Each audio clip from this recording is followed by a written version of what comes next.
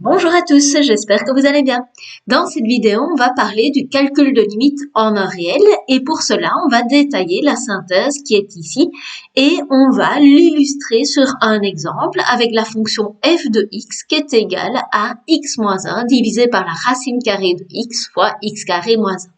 Cette fonction-là, on a tracé son graphique ici en haut et on a 4 limites en heure réelle à calculer. Ok, la synthèse me dit que la première chose que je dois faire, c'est déterminer le domaine de définition de la fonction. Donc, première chose, c'est j'écris des conditions d'existence. Il y en a deux. La première liée au dénominateur. Il faut que le dénominateur soit différent de 0. Et la deuxième condition d'existence est liée à la racine carrée. Il faut que le radicand, ce qu'il y a dans la racine carrée, soit plus grand ou égal à 0. Ok, comme on a un produit qui est différent de 0, il faut que chaque facteur soit différent de 0. Donc, il faut que racine carrée de x soit différent de 0 et que x carré moins 1 soit également différent de 0. Pour la première, on va élever au carré des deux côtés, donc on va trouver x différent de 0. Et pour la deuxième, soit vous isolez x, soit vous faites une différence de 2 carrés, mais dans les deux cas, on va trouver x différent de plus ou moins 1. Alors, on a trois conditions d'existence qu'on va devoir rassembler en un domaine de définition, et donc, on va pouvoir écrire que le domaine de définition, c'est de 0 non compris jusque plus l'infini, donc je retire 1. Je ne dois pas retirer moins 1, vu que moins 1 n'est pas dans l'intervalle qui est ici donné, donc je ne dois pas retirer moins 1. Ok. On va maintenant passer au calcul de la limite lorsque x tend vers moins 2 de la fonction f de x. Donc, première chose que je dois faire, c'est aller voir si A appartient au domaine de définition, ou si A est borne exclue du domaine de définition, ou si A n'adhère pas à dom f. Alors, je regarde le domaine de définition et je me rends compte que moins 2, il n'adhère pas à dom f. Ça veut dire quoi? Ça veut dire que la fonction f n'existe pas aux alentours de moins 2. Ça veut dire que si je vais voir au voisinage de moins 2, en fait, la fonction f n'existe pas. Ah, mais si elle n'existe pas, ça veut dire qu'il n'y a pas de comportement aux alentours de moins 2. Et donc, s'il n'y a pas de comportement aux alentours de moins 2, ça veut dire que la limite lorsque x tend vers moins 2 de f de x n'existe pas. Et c'est bien ce qu'on retrouve dans la synthèse. Donc, si A n'adhère pas au domaine de définition, la limite lorsque x tend vers A de f de x n'existe pas. Ça, c'était le premier cas qu'on pouvait rencontrer. Intéressons-nous maintenant à la limite lorsque x tend vers 4. Donc, de f de x. Donc, même chose. Première question que je me pose, c'est est-ce que 4 appartient au domaine de définition? Est-ce qu'il est borne exclue du domaine de définition ou est-ce qu'il n'adhère pas au domaine de définition? Alors, ici, on se rend compte que 4, il appartient au domaine de définition. Alors, A appartient au domaine de définition de la fonction f, et en plus, f est une fonction continue. Comment est-ce que je sais ça?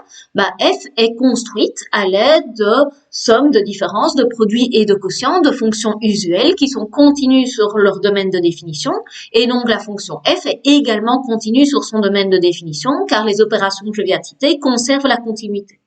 Alors, on va pas se mentir, dans ce chapitre-ci, on va pas trop se tracasser de la continuité parce que toutes les fonctions seront continues sur leur domaine de définition, mais n'oubliez pas, ne perdez pas de vue que ça reste une condition pour utiliser le résultat qu'on va utiliser maintenant. Donc, qu'est-ce que je dois faire? Je dois calculer la limite lorsque x tend vers 4 de f de x. Ah oui, mais on a dit que 4 appartenait au domaine de définition. Donc, dans ce cas-là, je dois calculer l'image de 4 par la fonction f. Donc, autrement dit, je vais remplacer x par 4 dans l'expression analytique et je vais obtenir 4 moins 1, excusez-moi, j'ai déjà fait 4 moins 1 qui faisait 3, 4 moins 1 fois la racine divisé par la racine carrée de 4 fois 4 au carré, donc 16 moins 1. Et donc, on se rend compte qu'on obtient 3 sur 2 fois 15, donc 3 sur 30, qui est égal à 1 dixième.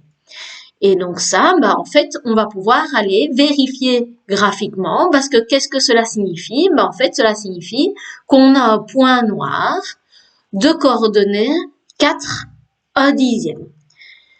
Alors, comment est-ce que je trouve 4 et 1 dixième?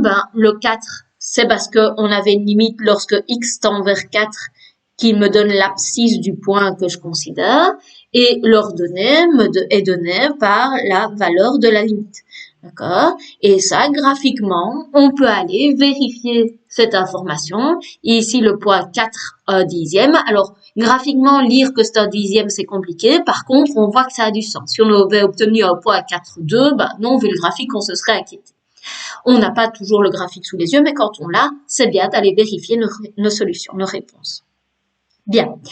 On a ici déjà rencontré deux cas. Donc, on a eu le cas où A appartient au domaine de définition et le cas où A n'adhère pas au domaine de définition.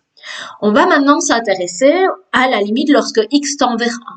Et 1, par rapport au domaine de définition, il n'appartient pas au domaine. Par contre, c'est une borne exclue. Donc ici, on va pouvoir indiquer que 1 est une borne exclue de domaine f.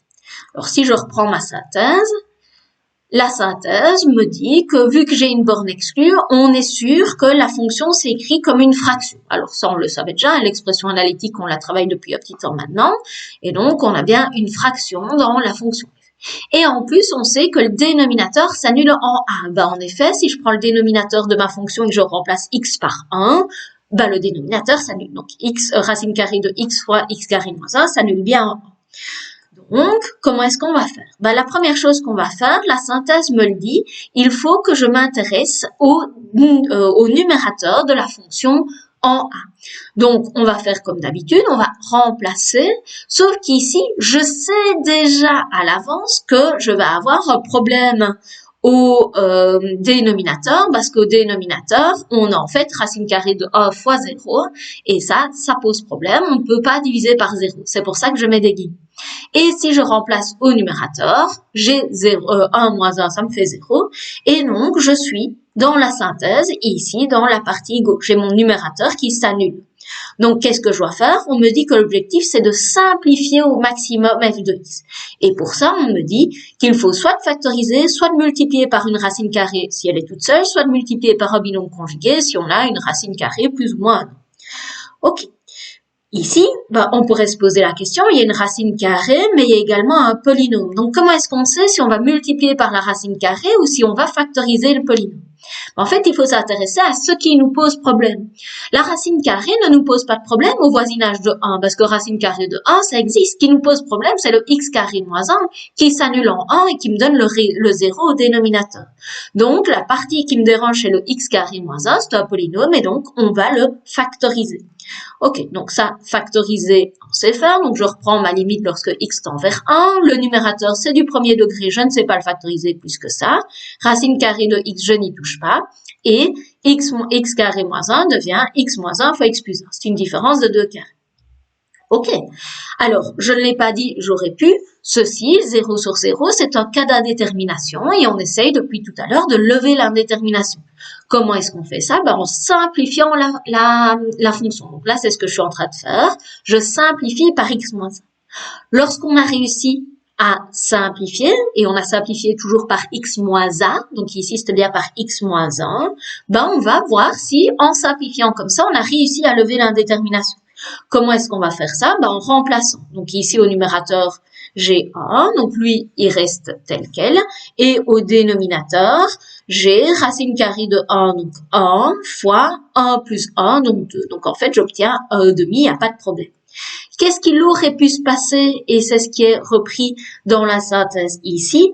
On aurait pu remarquer que malgré une simplification, le dénominateur s'annulait toujours et dans ce cas-là, on serait revenu au cas précédent, on aurait réévalué le numérateur. Si on a bien simplifié au maximum, on serait tombé dans le deuxième cas qu'on analysera tout à l'heure.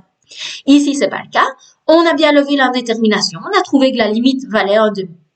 Qu'est-ce que ça signifie d'un point de vue graphique? Rappelons-nous, 1 était une borne exclue du domaine de définition. Donc, ça veut dire que la fonction n'existe pas en 1. Donc, je ne peux pas avoir un point noir. Il n'y a pas un point dans le graphique d'abscisse 1. Par contre, j'ai trouvé une ordonnée. Donc, ça veut dire qu'il y a un trou, un point blanc dans le graphique, dont les coordonnées sont 1, 1,5. Donc, si j'écris ma conclusion, on a un point blanc de coordonnées à 1,5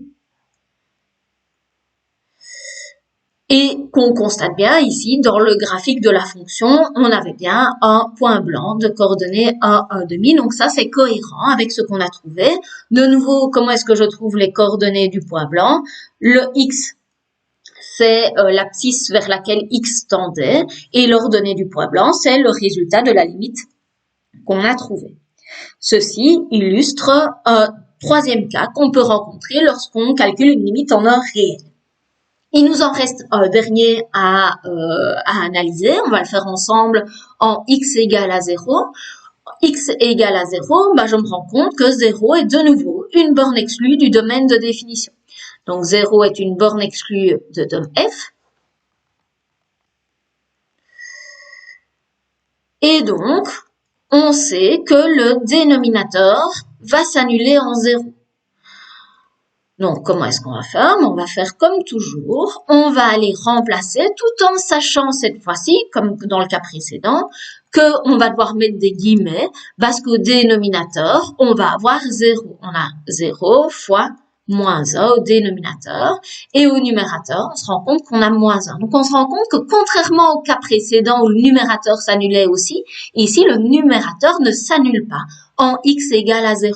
Et donc, dans la synthèse, je suis bien ici lorsque le numérateur ne s'annule pas. Dans ce cas-là, je sais que la limite est infinie. Comment est-ce que je sais ça? Si je prends un nombre et que je le divise par quelque chose qui se rapproche de plus en plus de 0, en fait, ma fraction entière va devenir de plus en plus grande. Et donc, je sais que la limite, lorsque x tend vers 0 de f de x, est une réponse infinie. Par contre, ce que je ne sais pas, c'est le signe de l'infini. Est-ce que c'est plus l'infini ou moins l'infini? Donc là, maintenant, il me reste à déterminer un signe. Ah, mais pour déterminer un signe, on a un outil qui s'appelle le tableau de signes. Alors là, on a plusieurs choix. Soit on fait le tableau de signes de l'entièreté de la fonction f, et ça marche bien. On regarde ce qui se passe à gauche, on regarde le signe à droite de 0, et on en conclut les limites. On peut se simplifier un peu la vie et ne faire le tableau de signes que du dénominateur. En effet, dans ce cas-là, on n'oublie pas de tenir compte du signe du numérateur, mais ça, on ne fait que le tableau de signes du dénominateur.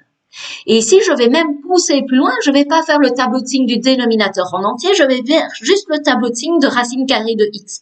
Pourquoi? Parce que le numérateur, lorsque x se rapproche de 0, il se rapproche de moins 1, donc il est négatif. Et je sais que x carré moins 1, lorsque x se rapproche de 0, va se rapprocher de moins 1, donc c'est négatif au-dessus. Donc la seule chose qui m'intéresse, la seule chose qui pose problème ici dans cet exercice-ci, c'est le racine carrée de x. Donc c'est de lui que je vais étudier le signe. Donc, je vais faire un tableau de signes pour la fonction racine carrée de x. Je sais que ceci s'annule en 0. Alors, soit vous utilisez votre fonction FUL, soit vous faites un tableau de signes comme si la racine carrée n'était pas là. Et puis, comme il y a une racine carrée, on ne peut pas mettre un négatif dans les racines carrées, donc les moins n'existent pas. Ok. Grâce à ça, on va pouvoir calculer la limite à gauche et à droite de 0. Donc, je me rends compte, grâce à mon tableau de signes, que la limite lorsque x tend vers 0 moins de f de x n'existe pas. Ça se remarque également dans le graphique. À gauche de 0, la fonction n'existe pas. Et donc, je ne peux pas trouver cette limite-là. Et ça se voit aussi grâce au n'existe pas du tableau de signes. Donc ici, la limite à gauche n'existe pas. La limite à droite, donc la limite lorsque x tend vers 0 plus, je me rapproche de 0 en prenant des valeurs plus grandes que 0, dans ce cas-là, je me rends compte que la racine carrée a, elle, des valeurs positives. Ah, mais si on a des valeurs positives, attention, on ne peut pas de suite conclure. Pourquoi? Parce que je n'ai pas fait un tableau de signe de la fonction totale. Il faut aller voir le signe de ce qu'on avait laissé, dont on connaissait le signe. Donc, le numérateur était négatif et une autre partie du dénominateur était négative. Donc, en fait, j'ai un négatif divisé par un positif fois un négatif. Au final, ça me donne bien quelque chose de positif. La règle des signes s'applique. Et on sait que nous, lorsqu'il y a une limite qui existe d'un côté et une limite qui n'existe pas de l'autre côté, on dit que la limite dans le réel, c'est la limite qui existe. Qu'est-ce que ça veut dire graphiquement? Ça veut dire que lorsque je prends des valeurs de x qui se rapprochent de 0 en venant de la droite, je sais que ma fonction monte de plus en plus. Cela traduit la présence d'une asymptote verticale d'équation x est égal à 0. Donc ici, on va obtenir une asymptote verticale d'équation x égale à 0 et graphiquement, on se rend compte qu'on a bien ça. D'accord? Donc ici, sur le graphique, on voit bien qu'on a une asymptote verticale d'équation x égale à 0. Donc ça, c'est bien cohérent par rapport à ce qu'on trouve. Ok, voilà, on a fait le tour de tout ce qui pouvait se passer pour la limite en un réel. J'espère que tout est clair pour vous. Je vous souhaite un bon travail et une bonne journée. Au revoir!